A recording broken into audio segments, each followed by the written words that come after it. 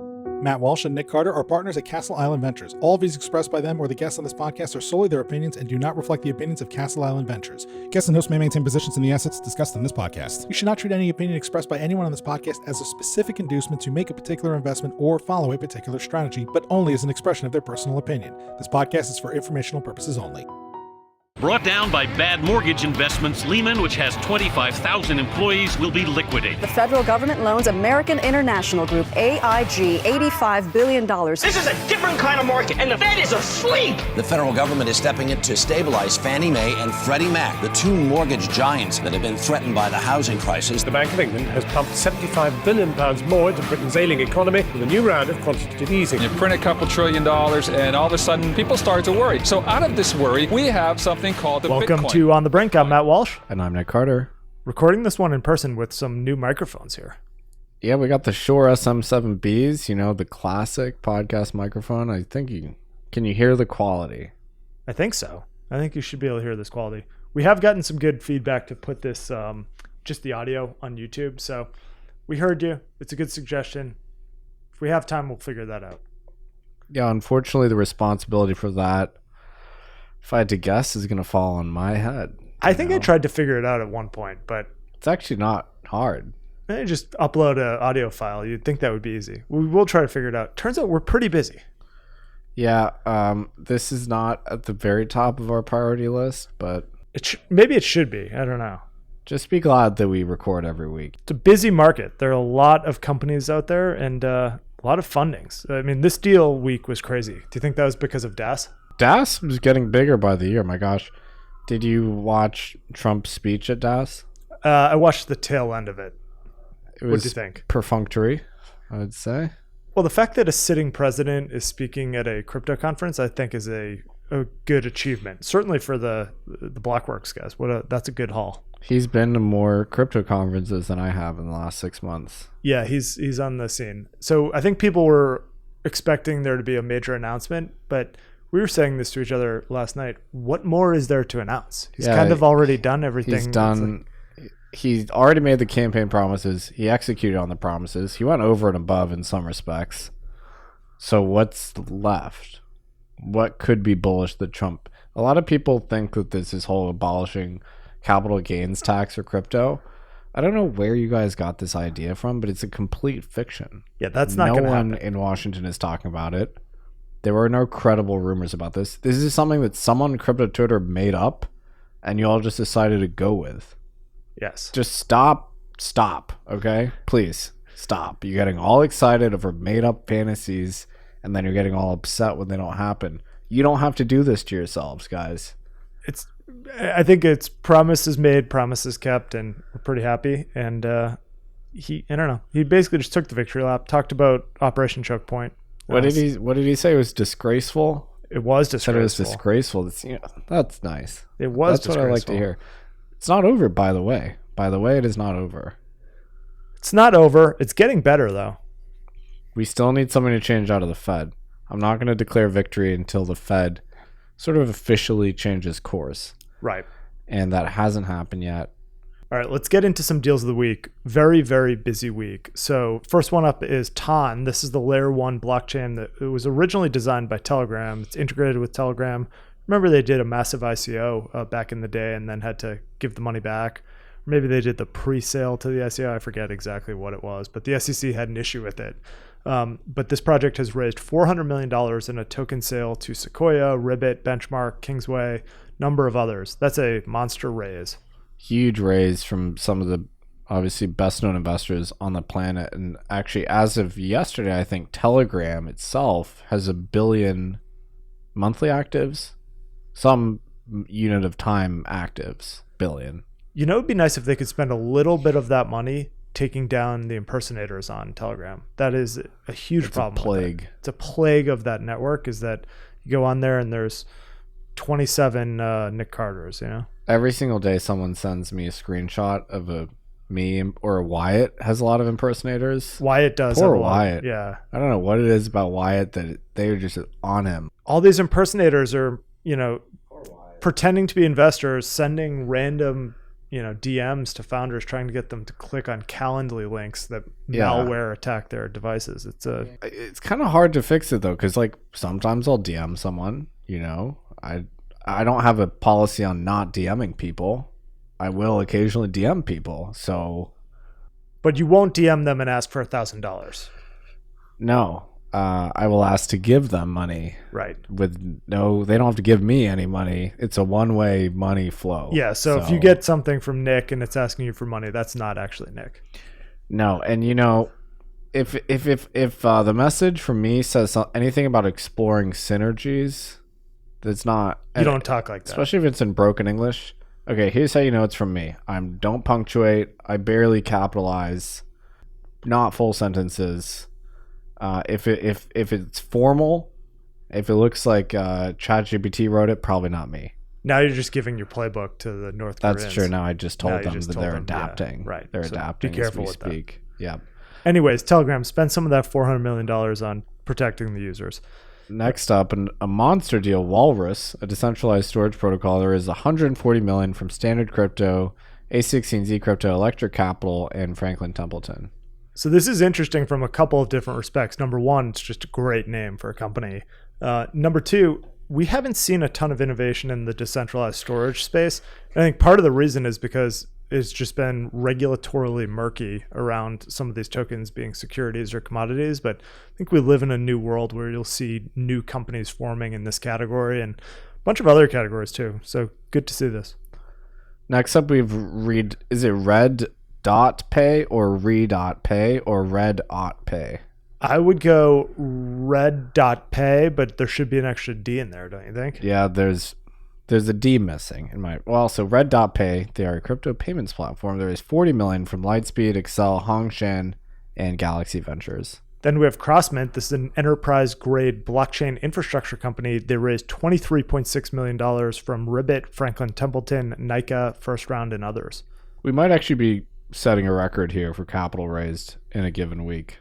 For sure. Huge Plus week. M&A coming up. Utila, an institutional crypto wallet provider, there is $18 million from Nika Partners, Wing VC, and Arca. Then it's StableC. This is a stablecoin orchestration platform that raised $3.5 million from Kindred, Ludlow, and others. Then we have Holiday, a crypto application development platform. There is $20 million from A16Z Crypto, Blizzard Fund, and SV Angel. Privy is a crypto wallet infrastructure company that raised 15 from Ribbit, Sequoia, Paradigm, Coinbase, and Blue Yard. Ribbit's getting on the board this week. Have you noticed that? They're active. Yeah, they're back. Yeet is a crypto casino and sports book. They raised $7.75 million from Dragonfly, Primitive, and Marana. That's one of those words that has a meaning, right? It is a word with a meaning, yes. Yeah, yeet. Like many other words. Then you have Pluralis Research, a decentralized AI protocol that raised $7 million from CoinFund, USV, and Variant. This is an interesting one. Via is a decentralized identity protection platform. They raised $28 million from Bosch Ventures and Mass Mutual Ventures. Bosch as in Bosch. Bosch, they make like fridges and stuff. Yeah, Bosch. So they're also active in the DID space. They like DIDs. Were they in IOTA back in the day? Am I misremembering IOTA. They might have been in IOTA. What was that? The Tangle graph? The Tangle. So they were once involved in IOTA. Yes, they were. I knew it. And then who else was it? Was it VW was involved in it? Yes. They were in IOTA too? VW was they had a spurious fake partnership. And I just remember arguing with the IOTA people in like 2018, and they're like, yeah, well, we have Bosch and VW, so we're all set. Did IOTA just not work? Was that the thing with IOTA? I think it literally did not work. Yeah. And so it wasn't a blockchain. It was a a DAG, right? Yeah, but the problem was that they had this coordinator, so that it was basically centrally controlled. Centralized coordinator. And they were trying to do coordicide to, suicide the coordinator or whatever. They had this whole catchphrase around it. But I don't think they ever committed coordicide in like 8 years. I think at one point IOTA was a top 10 coin on CoinMarketCap. I used to love hating on IOTA. It was that, and then Veritasium was the other one you used to love. That was easier to hate. Yeah. Man, this take me back. I mean, I guess it still exists. Simpler times. We were talking about automated locks. So our office has a very cool automated lock, and the best automated lock company ever was Slock. Yeah. So Slock started as a lock company and then somehow wrote the DAO. They became the team behind the DAO For Ethereum, if in case you haven't been in this industry for a full 10 years, the DAO was not just any DAO. That was sort of like the first DAO. The DAO. That was the whole reason for the Ethereum fork between, original Ethereum Classic and Ethereum as we know it today. I mean, many people listening would not have been around for this, actually. This was a big, this was a real turning point for Ethereum. But that team, they built a smart contract powered lock, which probably was a good idea. They probably should have just stuck with that. Did they build a lock in the end? I don't know if they ended up shipping it, but they had a prototype for an Ethereum smart contract lock, which I don't know why you need a blockchain for that, but it's a good idea. The DAO really affected me because I was a code is law guy, and I was really upset by the Ethereum rollback, or what did they say? Irregular state transition? Yes. And I thought that Ethereum Classic was the true Ethereum. People don't talk about that enough. And Laura Shin's book identified who she thought the person was, and I'm blanking on the name of the person, but didn't people think it was Hodgkinson? No, it wasn't him though. At least according to her, she identified the person who was behind the DAO an hacker? ICO. Yeah, the DAO hacker, someone who lived in Europe. But then kind of nothing happened. He didn't go to jail. There's no repercussions for hacking the DAO. So me and Barry Silbert really hated the fact that Ethereum did the rollback. Right. Yeah, Barry got behind Ethereum Classic. Yeah. For years, I was like, yeah, Ethereum Classic's a true Ethereum. Like, it's going to win. And I was wrong about that. Did not win. Quite wrong. Did not win. All right, next one up is Daisy. This is a stablecoin-powered influencer marketing app that raised $4 million from CMT Digital, Volt, and EV3. Then we have Level, stablecoin yield protocol that raised $2.6 million from Dragonfly, Polychain, and WAGMI Ventures. Oro is a tokenized gold protocol that raised $1.5 million from 468 Capital and Facet. Tokenized gold remains a very interesting use case to me. Yeah, I was actually looking today into Paxos Gold, PAXG, and you can redeem it for a physical bar of gold. Yeah, I know that? It's a cool use case. I think Tether has a very similar functionality on theirs. So when you own a gold ETF, you cannot redeem it, right? Unless, I guess, you're an authorized participant. Right. I do like the fact that in theory, you can get the gold, but I want to know, has anyone done it? Well, even an ETF, aren't they cash create? I don't even know if you could. Think you could get the gold. Well, shouldn't there be there has to be a connection. Yeah, I guess maybe it would be the APs. We'll have to look into that. I'm sure people know the answer to that, but I agree. I think if you hold gold that's represented on a blockchain that is convertible for the physical and there's a clear process, that's a pretty cool financial product. I looked on the Paxos website. They specifically say you can do it, but I want to know, has anyone ever done it? Any listeners out there, holders of PAXG, have you redeemed for physical? Let me know. Hit my DMs. This has been an idea that's been around for a long time, and I guess it hasn't gotten to sufficient scale. But the other good thing about this is that if North Korea steals your gold token, they can't actually show up in New York City and redeem it for physical gold. So it's pretty cool. Well, I mean, does the terms of service say North Koreans can't redeem? Well, can North Koreans come to the United States? I met a North Korean once. Really? Yeah. Actually in Oslo, though. Okay. But yeah, that's a good question. She was more of a refugee from North Korea, though. Is it the one that wrote that book? Yeah. Yeonmi. Yeah, I read that book. Yeonmi Park. Yeah. You read it? Yeah, I read that book. She went on Joe Rogan. Quite good. All right, so that's Oro. Next one up is Hibashi. This is a decentralized trading platform. They raised $5 million from Dragonfly and Electric Capital. Then we have Uranium Digital, a tokenized uranium exchange. They raised $6.1 million from Framework, Marana Ventures, and others. Talk about taking physical delivery. I'm guessing you can't. I don't think I'd want to take physical delivery of this, but my understanding of the uranium market is that it's quite inefficient. I was obsessed with uranium in 2018. I thought it was the best trade ever. And then I got out of the trade, and then 4 years later, uranium went absolutely bonkers. Yeah. Why is uranium performing so well? because I think we're just renuclearizing. Yeah, that makes sense. Yeah, you'd think these mini reactors uranium plays would be interesting. All right, then we have Manifest. This is a company that is focused on tokenizing private equity real estate. They raised $2.5 million from Van Eck Ventures and Lattice Fund. That might have been the longest deal section we've ever done. And we're not done. And we have an acquisition. So Kraken, of course, everybody knows Kraken. They acquired NinjaTrader, their CFTC-registered futures trading platform, for $1.5 billion. This comes right after Coinbase's announcement to launch futures trading in the U.S., and it's also in the midst of Kraken's reported preparations for an IPO next year. Wow. I think this is one of the most interesting deals that's ever happened in the crypto industry. So NinjaTrader, so they're a U.S. retail futures trading platform. So they have an FCM over there.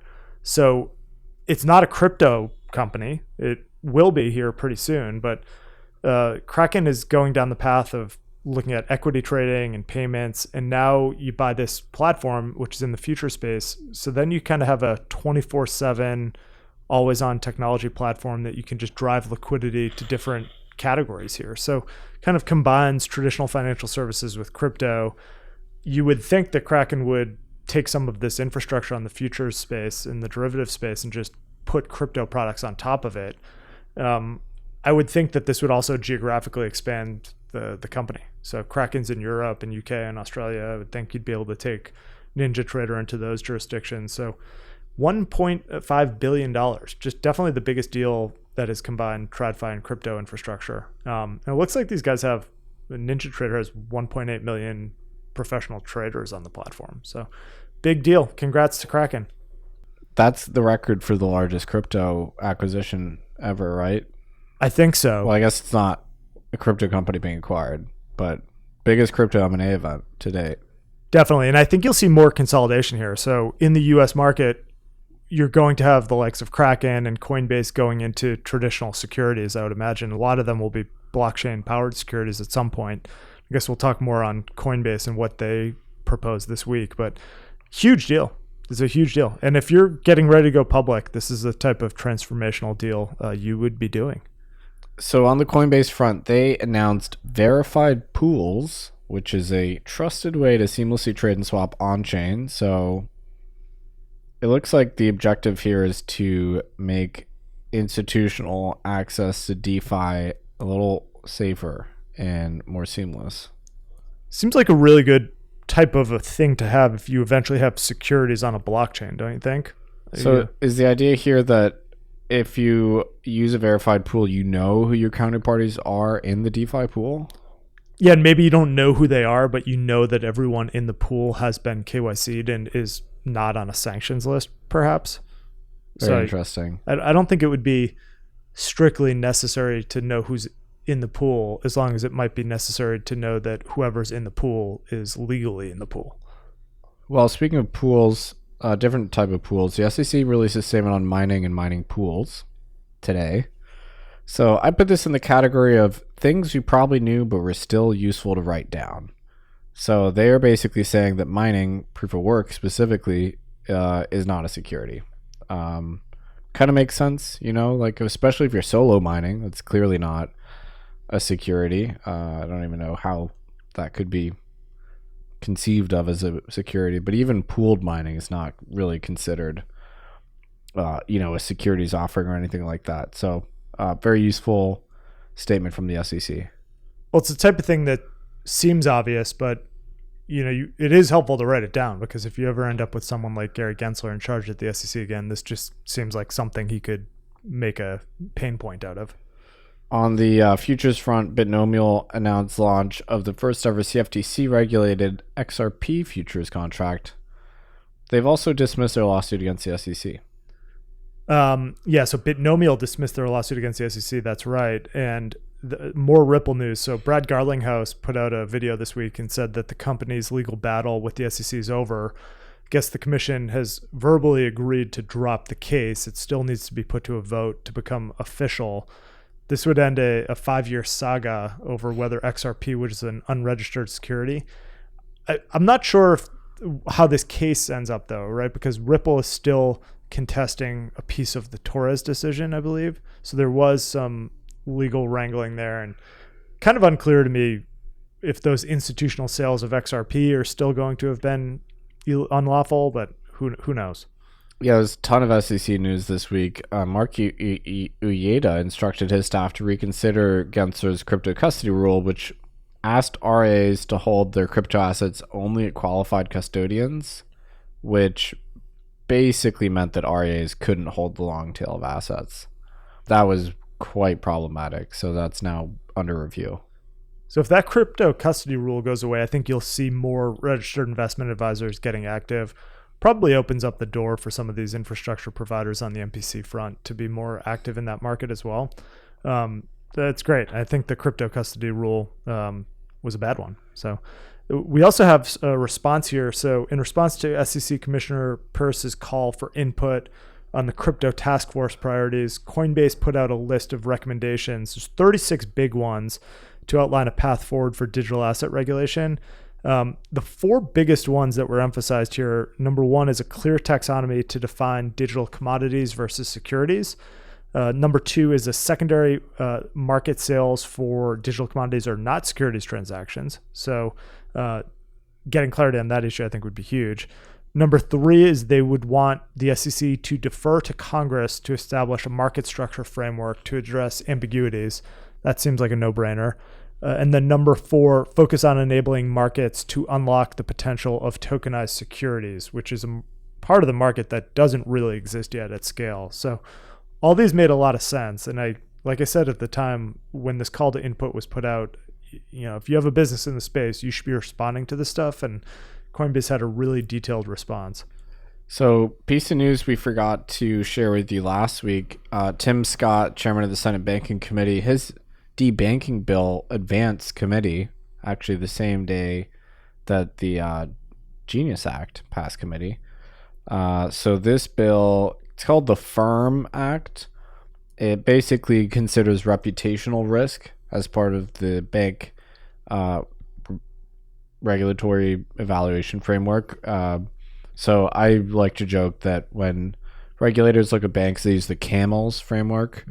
I say it should be called CRAMELS because they did shoehorn reputational risk in there, but obviously it doesn't really make sense for regulators to look at banks and say, well, we think it's reputationally risky for you to deal with this industry, so we're going to give you a negative CAMELS score. I mean, that's just very arbitrary.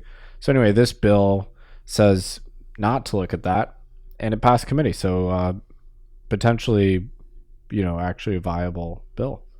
Why would you be against this bill?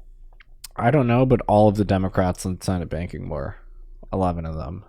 I mean, this is the type of thing that protects both sides. It protects politically disfavored institutions from losing their bank account. So it could be weaponized on each side. Yeah, and also with Republicans in charge, you'd think Democrats would be strongly in favor of this because Trump could turn around and do Trump choke point 3.0 and be like, okay, well, I keep saying this, I just no one listening. He could just be like, well, abortion clinics and universities and NGOs, those are reputationally risky, so banks can't serve them. Yeah. I mean, you don't want this to just ebb and flow from party to party. Yeah, so let's end the pendulum swing back and forth.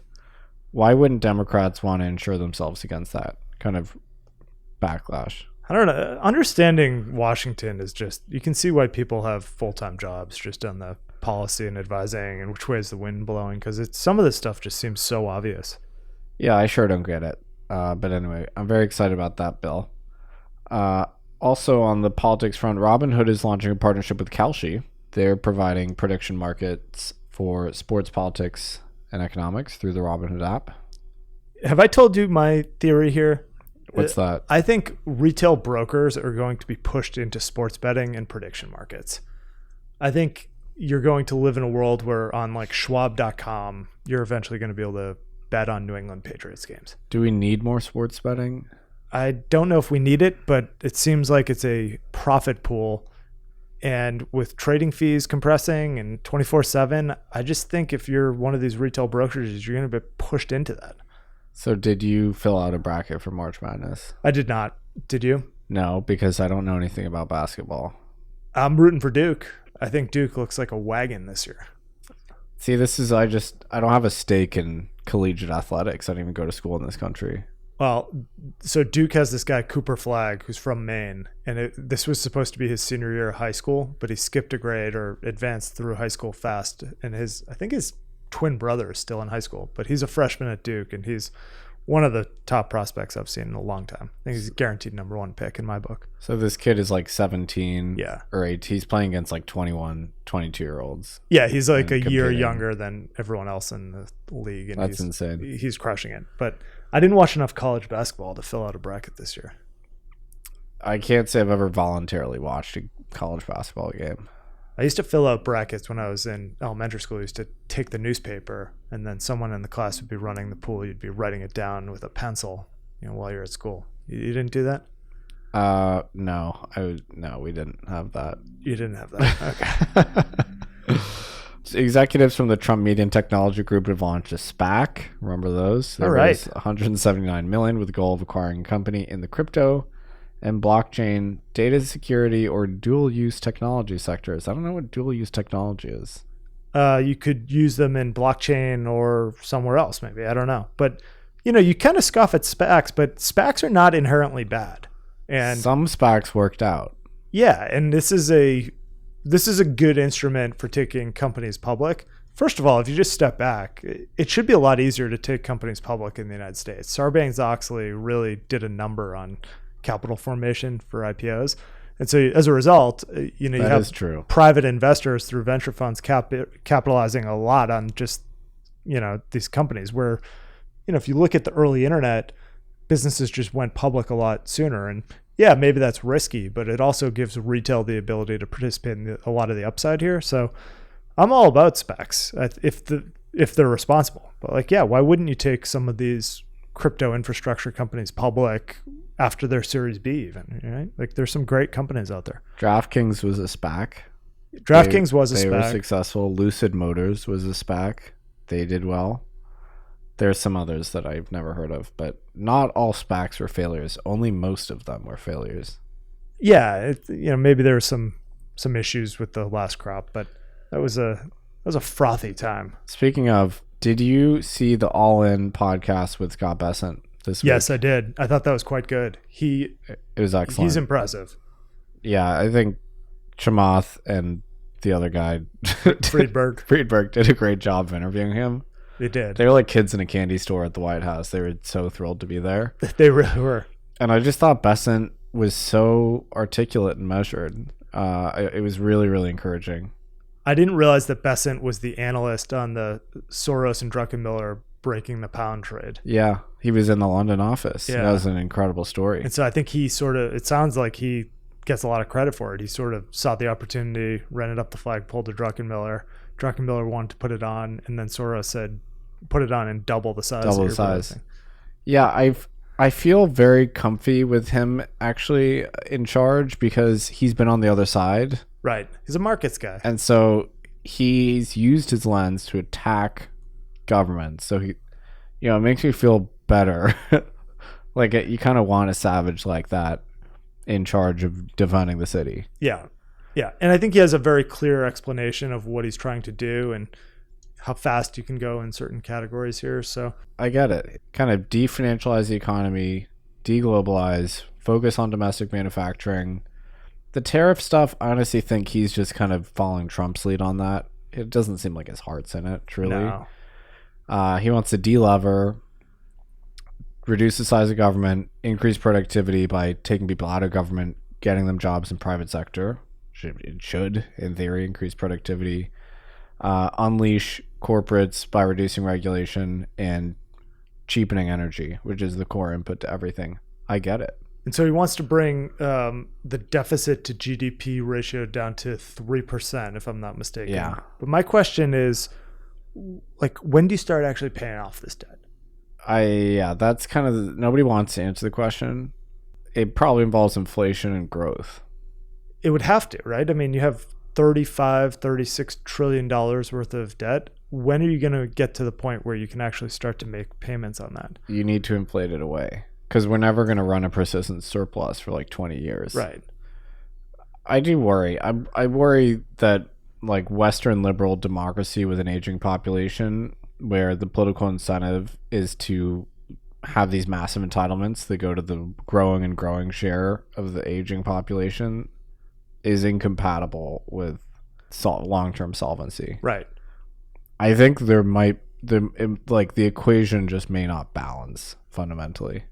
So how do you play that, right? If you think that you either have to inflate your way out of this, or you're not going to have a hard default, but people talk about being in having equity exposure to offset some of that inflation. I guess that's obviously you want that in public market equity investments, but you're really just making up for it in dollar terms, right? So you would think that this would shine a light on things like Bitcoin, things like gold. The one reason I feel okay about all this is AI. That's the only thing. Don't you think AI is just going to eliminate a lot of jobs, though? Won't you have maybe yes, growth, but at the expense of a lot of jobs? Well, there's nothing we can do about that. I think it can tack on 1 to 3 points of growth, and that would be enough.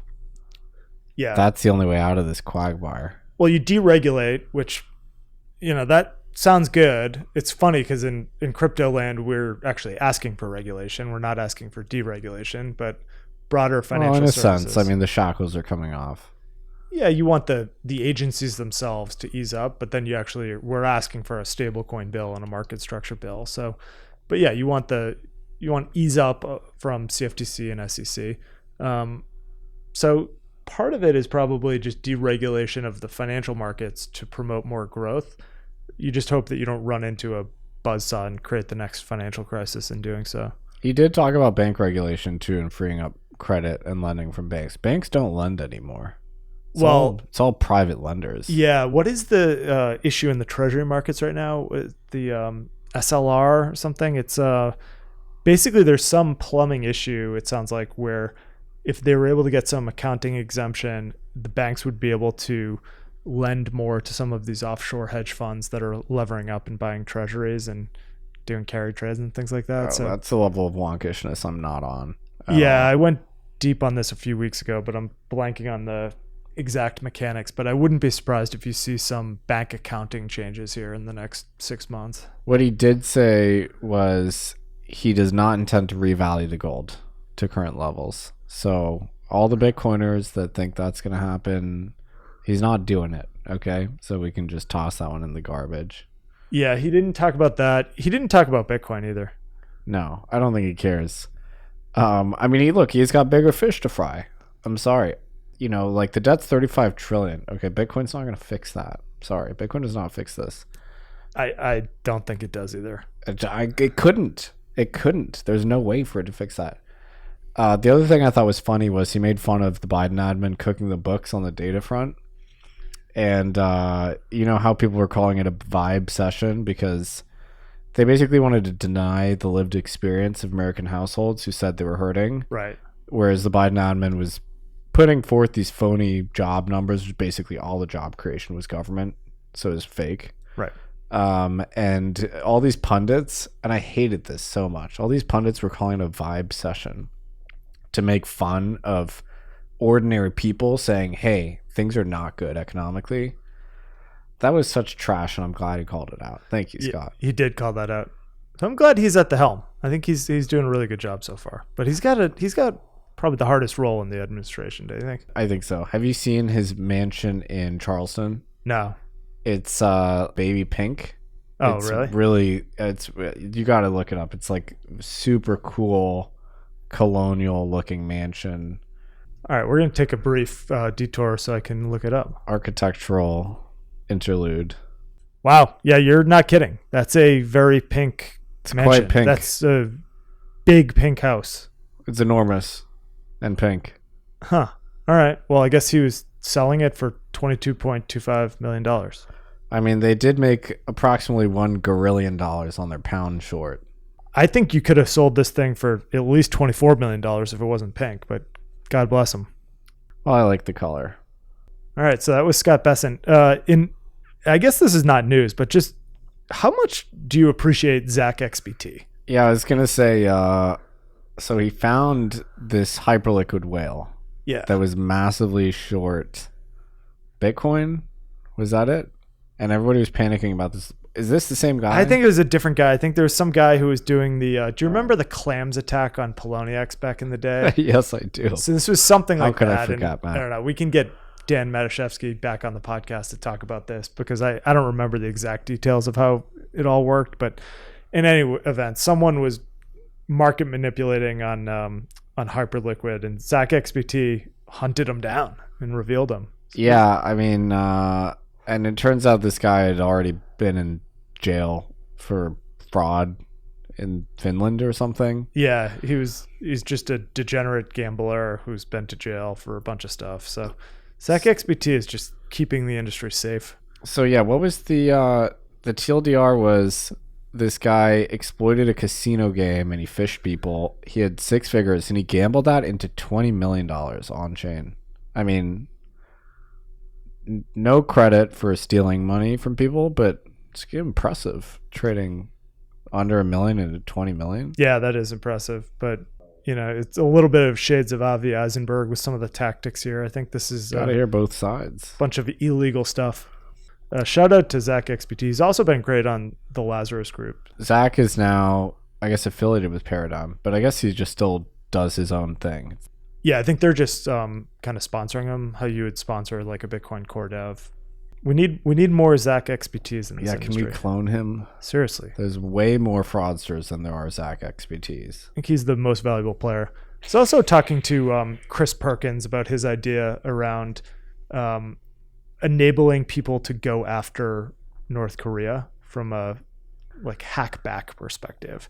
And so he has this concept of almost like privateers back in the Revolutionary War Letters days. of marque. Letters of marque, right. So you'd have these deals with the US government where you'd say, look, I'm going to go attack a bunch of pirates and then we'll split the profits or whatever. Yes. And they would set loose these just everyday people. And he wants to do that in the crypto industry to go target North Korea. Wasn't Sir Francis Drake a privateer? I believe so. I believe that's right. I think the supply of vigilantism is far too low. State sponsored, it's basically zero. Yeah. It should be higher than that. But if you wanted to cut down on this, I think you'd actually have to physically go over there, because I think what's happening here is that North Korea is getting all of this from just boots on the ground people in China. So they're stealing the Bitcoin. They go across the border into China. There's some person who's giving them, hard currency or maybe oil or gold. OTC. There's an OTC market. So if you want to stop it, you lean on the China OTC market. Yeah, I mean, I don't think even China wants that, right? Who knows what they want, but the reality is that that's where it's happening, right? Yeah, because it goes ETH, Bitcoin to RMB, and then or whatever, Bitcoin to food or however they're getting it. And then they buy ballistic missile parts. Right. It's not a good state of affairs, if we're honest. No, this is this might be the top issue right now in the industry. It's probably the worst externality of crypto. Completely the worst externality of crypto. But I think North Korea just ended their tourism program too, so you can't even go over there. Well, why would you want to go over there? Well, you just told me you wanted boots on the ground. Well, maybe in China. I don't know. I mean, I don't want to be the boots on the ground. So, I'm saying other people want to go over there. I will that's not fine. be trying to infiltrate North Korea. I mean, the only people that try to go over there historically in the U.S. are Ethereum developers trying to get people to learn Ethereum. Yeah, normally it's a one-way flow of people trying to escape North Korea as opposed to trying to enter. Who's that guy that went over, the Ethereum? Virgil Griffith? Yeah, that was He's a bad idea. Still in prison, I think. Is he? Yeah, you can't go over there. I don't think the pardon was on the table there. Nor should it be. I mean, what do you think they're going to do with all that knowledge on how Ethereum works? To go hack a bunch of smart contracts? Yeah, someone should have probably told him. Should have been a voice of reason there. Yeah. Yeah, well, I feel like they have very elite developers, unfortunately, and so they're probably using best practices. They're probably using YubiKeys and 2FA. I would think so. I don't think they're easily SIM swapped. I think it'd be hard to do anything just purely online. I think you'd be talking about sending people over there from Blackwater or something. Well, they have probably ballistic missiles, so we don't have a lot of leverage over these guys. All right, I didn't say it was like a super well thought out idea, but I thought the idea from Chris was pretty good. I'm going to come back to me next week with some slides on this one. I think it plays well at a high level. When to ask 2 or 3 follow-up questions, I mean, I don't have all the answers, and I didn't really ask Chris if he did either. Details TBD on this one. Yeah, we'll see. All right, everyone. So I think that is it for the week. We will be back next Monday with an episode. Everybody have a safe and healthy weekend.